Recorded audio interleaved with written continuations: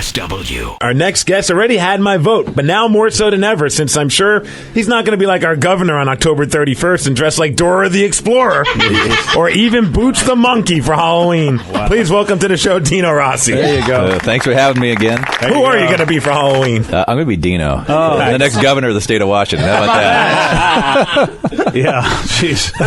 Oh, man. I'll be taking my 7-year-old trick-or-treating and from door to door. She has this full elephant costume, and as I went door to door, my neighbors, they go, oh, yeah, of course, it's an elephant. You know, it's of course. Yes. Right. I said, well, they were out of donkey costumes. What do you want from me? Elephant, of course, is the symbol of a particular party you may be with. Sure. Are you going to go trick-or-treating at the governor's mansion? Well, we probably won't go down there. No. That would be funny if you got a golden ticket. Yeah, that would be good. That'd be good. Well, actually, I tell you what, when we were successful with this effort, you guys can all come down to the governor's mansion without a golden How about ticket. that? How about that? Nice. We get to see what the Christmas tree looks like? Yeah, you can all come right, do that. Let's do that. All right. That's exciting stuff. Okay, so the election is just a couple weeks away, really. 13 days. Yeah, 13 days away, and it is wow. I mean, it's hard to believe, and we've got people that want to talk to you, Dino. And when we had you on before, you said next time you come back, you were willing to take calls and talk to the people, which I have to say is a brave thing to do because we're not going to screen anybody out. We have no idea what they're going to say either.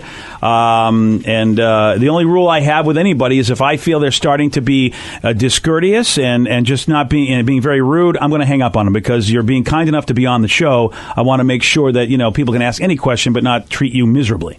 Sure. That's my job. Yep. That's what I do. So 421-ROCK, 800-783-ROCK, and ROCK is 7625. Let's go to Faye in Snohomish. Faye, you're on with gubernatorial hopeful Dino Rossi. Go ahead. Hey, guys. How you doing? So, Mr. Rossi, my question is the ads that you've been putting out recently are accusing Governor Gregoire of not monitoring sex offenders closely enough. And when looking at the budget that you wrote several years ago when you were in the Ways and Means Committee, the chair of the Ways and Means, there was some significant funding to corrections, and that included corrections are the ones who do the majority of the monitoring of sex offenders. So can you explain why you would cut funding then, but now you're saying it's not a good idea? Well, actually, when I wrote the budget, Gary Lockett proposed substantial funding cuts, and I added over $46 million more than what Gary Lockett proposed in there. And we also made it harder for violent felons to get out of prison and reduce the good time they could possibly get. And but I appreciate that call from one of Christine Gregoire's people. There you go. How about that? Actually, when I was on last time, I gave you a tease about the backstory on the Sonics, and if you want to have it, I can give it. Actually, I've never done it in public before. Yeah, because I mean, it's awesome. very. So you guys are breaking news here. Did you know you guys were the CNN of? Because it's frustrating, Dino. Because I mean, the season's about to start, and once that first Oklahoma game is seen by Sonic fans, I mean, the regular season, it is going to be so depressing. Yeah, what is the backstory on that? Because we are. As a sports fan, I'm frustrated with how our government handled that situation. Well, I'll tell you how frustrated I am, and because let me give you a little more my background on this. Is that when the Sonics won the championship, I was actually on the parade route. I mean, I was a huge Sonics fan, and on the parade route after they won championship in downtown Seattle. And this is kind of how my father and I really bonded, because he was a Seattle public school teacher. He couldn't afford to take me to the Sonics games, so I actually really had never gone to any in person because we couldn't afford to do it, and 7 kids on a school teacher salary. And so my dad and I would watch the Sonics games together on TV. And it was kind of a father-son thing that, just they were together. And so this was probably more personal than anything else, losing the Sonics, just because of that. And I thought, my boys and I would be bonding with watching Sonics and being Sonics fans. Well, unfortunately, that's gone. The backstory is that it was in September, a year ago September. It was Wally Walker, Mike McGavick, Steve Ballmer, and I went golfing. It was over a round of golf. And we tried to talk to Ballmer about buying the Sonics. And he didn't really have any interest in buying a basketball team at that point in time. And that's how it started. And McGavick and Walker kept on with him after that.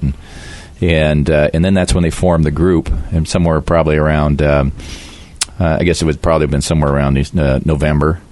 It was Matt Griffin, Jim Senegal, and John Stanton, and Steve Ballmer. And really, none of them really wanted to own a basketball team, but they thought it would be good for the community if they did something. And the whole point was to offer a different ownership group and a deal that would renovate Key Arena to make it to the right standards. And then the Board of Governors, which was going to meet on April 15th, would have an alternative versus taking it from the 15th largest market to the 44th largest market, which isn't good for basketball. Not good at all. It'd be I thought, more of an easy sale if they actually had potential buyers. Well, anyway, the 17th of December, I think it was about the 17th of December.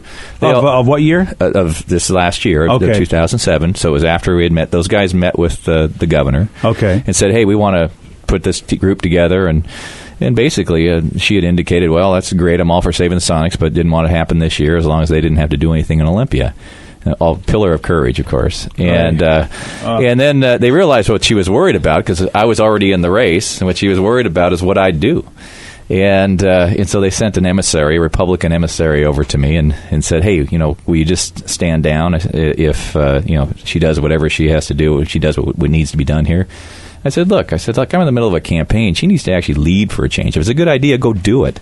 Make a decision. When you're AG, and when she was Attorney General for 12 years, you could be on all three sides of every issue. No one really cared. But when you're governor, you actually buck up and make a decision once in a while. And so so what ended up happening, I said, look, just tell her, go do it. If it's a good thing to do, then do it. Well, I realized what was happening. It was that, but when it get down to about 2 weeks before the legislative session ended, all they had to do was vote to allow King County to vote. They weren't even taking the tax vote down in Olympia. They were just allowing King County to have a vote to extend a tax that was going to sunset early, which is one that was a fee on rental cars that mostly tourists would pay anyway. And it's not I would prefer a private sector solution completely, but that wasn't what was in front of us at that point in time. And so what I called Senegal and I called Matt Griffin, Senegal, and I had told them, I said, all right, now give me a briefing. We're about 2 weeks before the session's over. She's still not doing anything with this thing. And that weekend, that Oklahoma newspaper had a headline said, Governor gives up. No, Washington State Governor gives up. No hope of saving Sonics. Wow. And that's when I said, okay, you guys, meet with me Monday morning.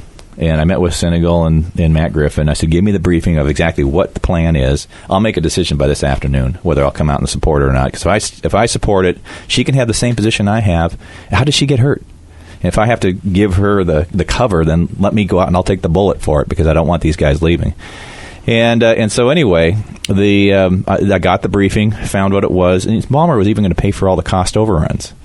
And having written these budgets in Olympia before, I know when we have an empty Key Arena, the Ice Capades isn't going to support that place. All right? Yeah. And what ends up happening is that they're going to go back to the state capital budget, and everybody in the state would end up paying for this. I said, I've written these budgets before. I know exactly how this works. And we're going to have an empty Key Arena. All the state will end up paying to fix it. Well, so that afternoon I stood up and I said, okay, do the deal. I took all the bullets from some of my supporters and others for standing up and say, do the deal. And it's one of the best deals I'd ever seen on any sports venue. And I thought she would stand up next to me, because that's all she had to do. She'd just say, okay, well, let's do the deal, because I can't get hurt. I got the same position as my opponent. How do I get hurt? She still didn't have enough courage to step up and do it. And unfortunately, one thing just led to another, and that's how it ended up in the end. And it's funny, and even in the debate, the last debate, which was just kind of floored me, she said she knew nothing about the deal until after. Really? Until the last 2 weeks when they came and presented it. She knew before session started. Session starts in January. She knew in December, because they came to me a few days after they'd already met with her. Wow. But so, I mean, there's only so many of these untruths I can actually go after in a 90-second answer in a debate. So. Jeez, the BJ Shea Morning Experience on 99.9 KISW.